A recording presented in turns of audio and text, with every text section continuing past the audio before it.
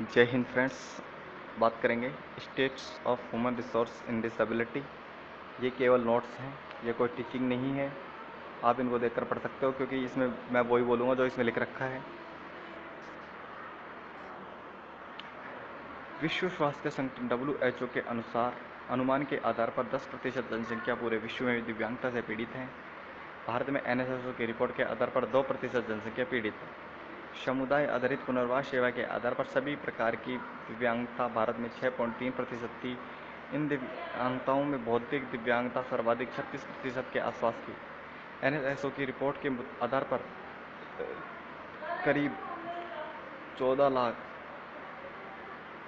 1,40,000 ग्रामीण जनसंख्या दिव्यांगता से ग्रसित थी।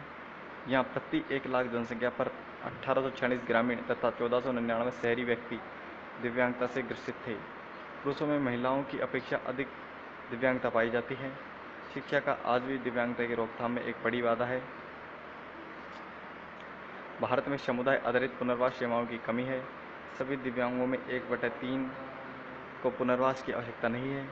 1 से 3 व्यक्ति यानी कि प्रत्येक 3 में से 1 व्यक्ति, सभी दिव्यांगों में 1/3% को पुनर्वास की आवश्यकता नहीं है और 1/3 व्यक्ति पुनर्वास द्वारा लाभ प्राप्त करने के योग्य हैं तथा 1/3 व्यक्ति ऐसे हैं जिन्हें विशेष सेवाओं की आवश्यकता है। भारत सरकार के सामाजिक न्याय व अधिकारिता मंत्रालय ने विकलांगों के कल्याण के लिए कई प्रयास किए हैं। डिस्ट्रिक्ट रिहेबिलिटेशन सेंटर, सेकेंड है क्षेत्रीय पुनर्वास संस्थान CRC स्थापित किए गए। ये संस्थान इस प्रकार है: मुंबई, चेन्नई, कटक, लखनऊ में खोले गए हैं। इसके अंतर्गत ग्रामीण स्तर पर पेशेवर प्रशिक्षक आदि लगाए गए हैं।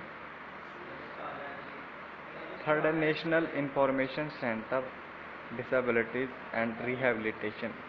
फोर्थ राष्ट्रीय संस्थान NIVH, NIMH, NIHH और IPSS आदि खोले गए। Fifth national council of handicap welfare. 6 है नई DDRC खोलने का निर्णय।